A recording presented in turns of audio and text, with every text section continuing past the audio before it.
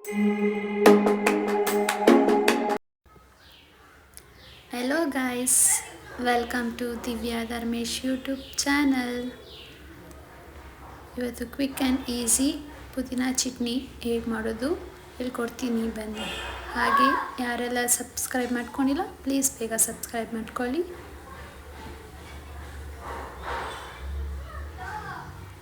ಮೊದಲಿಗೆ ಬೆಳ್ಳುಳ್ಳಿ, ಒಂದು ಚಿಕ್ಕ ಈರುಳ್ಳಿ, ಒಂದು ಟೊಮ್ಯಾಟೊ, ಹಸಿಮೆಣಸಿನ್ಕಾಯಿ, ಸ್ವಲ್ಪ ಕೊತ್ತಂಬರಿ, ಒಂದು ಕಟ್ ಪುದೀನ ಮತ್ತು ಆಯಿಲ್ ಹಾಕ್ಕೊಂಡು ಜೀರಿಗೆ, ಬೆಳ್ಳುಳ್ಳಿ ಹಾಕ್ಕೊಳ್ಳಿ,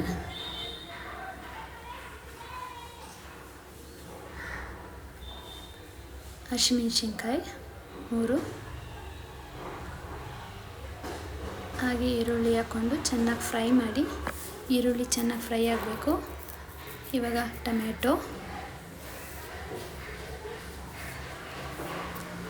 ಟೊಮೆಟೊನ ಮಿಕ್ಸ್ ಮಾಡಿಕೊಂಡು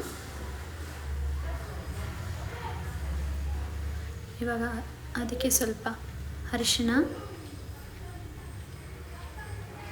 ರುಚಿಗೆ ತಕ್ಕಷ್ಟು ಉಪ್ಪು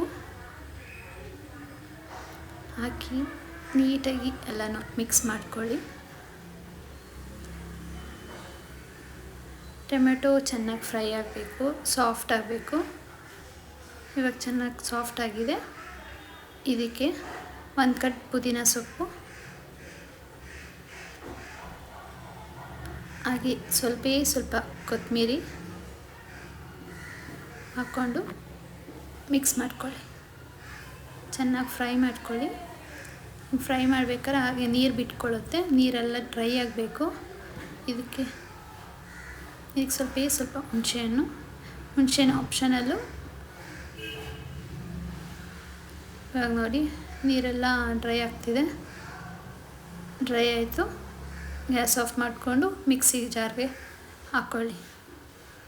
ಹಾಕ್ಕೊಂಡು ತರ್ತರಿಯಾಗಿ ರುಬ್ಕೊಳ್ಳಿ ಅಷ್ಟೇ.